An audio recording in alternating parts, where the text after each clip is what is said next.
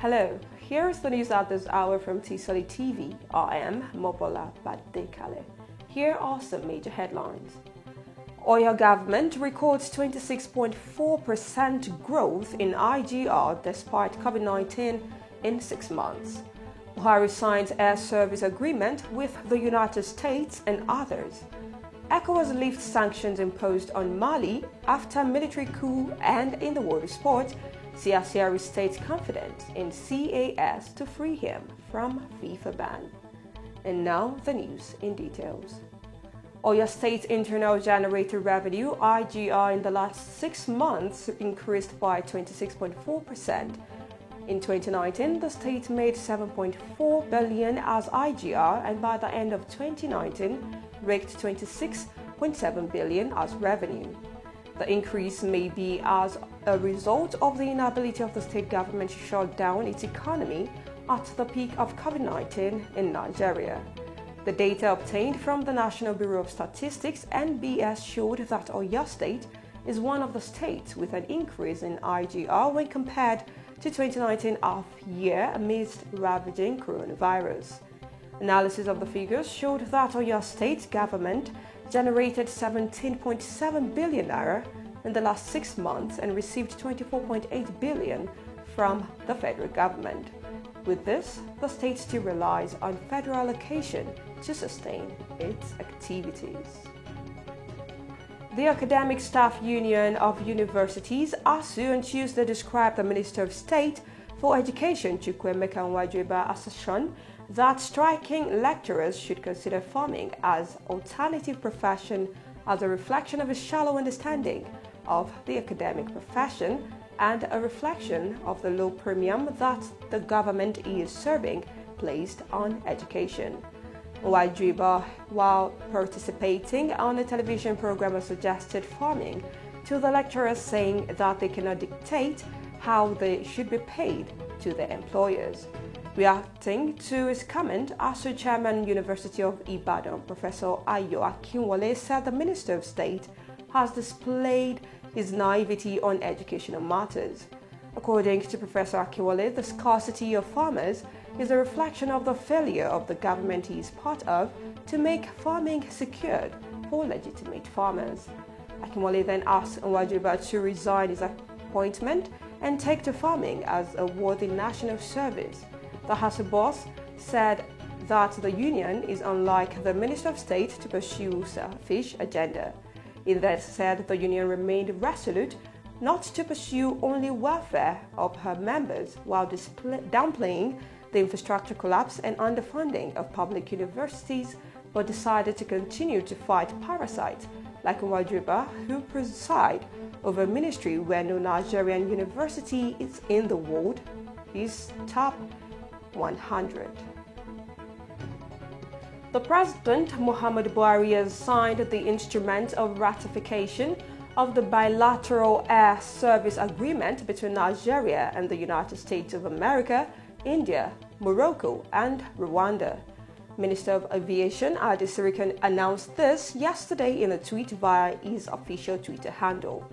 This came as the governor of Anambra State, Willie Obiano, during a visit to Sirika in Abuja, announced that the state's cargo airport will be inaugurated in April 2021. Announcing the latest BASA agreement yesterday on the Anambra airport, Obiano said the facilities would be set for inauguration in April 2021 and that the state would be honored to have Sirika perform the task. He said funds for completion of Anambra International Cargo Airport, located at Umueri, were on ground and expressed optimism that the facilities would be completed as planned. The federal government and the United Nations World Food Programme have commenced the distribution of food and cash to about 500,000 beneficiaries in Lagos, Kano, and Abuja. According to the UNWFP, the program aims to assist people worst hit by the COVID-19 pandemic in hotspots in the cities of Kano, Abuja, and Lagos. It is reported that food and cash distribution, which commenced in Kano State, was the first time the WFP will expand its program in Nigeria to reach people in towns and cities. To support the program, it was gathered that the federal government released 2,000 metric tons of food from its strategic grain reserve valued at $1 million, while WFP would release $3 million. And now to some foreign stories. The Economic Community of West African States, ECOWAS, has yesterday lifted the sanction imposed on Mali in the wake of an August 18, 2020 military coup, citing Mali's notable advances towards constitutional normalization as the reason for the relaxation of the sanction. In a statement by the regional bloc, the lifting of the sanctions comes 2 days after the West African nation's new government named veteran politician Moctar Ouane, a civilian and former foreign minister, as prime minister. The bloc also called on the interim government to release all military and civilian officials arrested during the August 18th coup to unseat former President Ibrahim Boubacar Keïta and his government. Meanwhile, ECOWAS requested the dissolution of the military junta, the self-titled National Committee for the People's Salvation, CNSP, which led the coup, according to the statement. Kenya's Education Ministry has announced that selected classes will resume this week after previously declaring the school year lost following a drop in coronavirus cases. Education Minister George Magoha said the progressive reopening of schools will begin with 3 classes, students in grade 4, about halfway through primary schools, those in the final year of primary school, and those finishing high school. He further stated that key final primary school and high school exams will take place between mid-March and mid-April 2021. He, however, acknowledged that all students will be required to wear face masks, while schools will have to monitor the temperature of students and staff, and where there is no running water, schools will use sanitizers. And moving on to the exciting world of sports, former Super Eagles head coach Samson Siasia, whose hearing at the Court of Arbitration for Sports (CAS) was shifted from yesterday till the 3rd of February next year, has restated his confidence in getting fair hearing at the apex arbiter on sport disputes. Siasia's appeal against the life ban slammed on him by FIFA was listed for hearing yesterday, but was again moved further due to the coronavirus pandemic that has taken an upward swing in Europe in the last couple of weeks. It was reported that Siasia did not leave his Abuja home for the hearing in Lausanne, Switzerland, after he was informed of the new date. He, however, restated confidence on getting the FIFA ban upturned. Meanwhile, Siasia, in a statement, said he believes that he will get a fair hearing at CAS. He further said he was not given a fair hearing, nor allowed to defend himself against the allegation levied against him that were not true.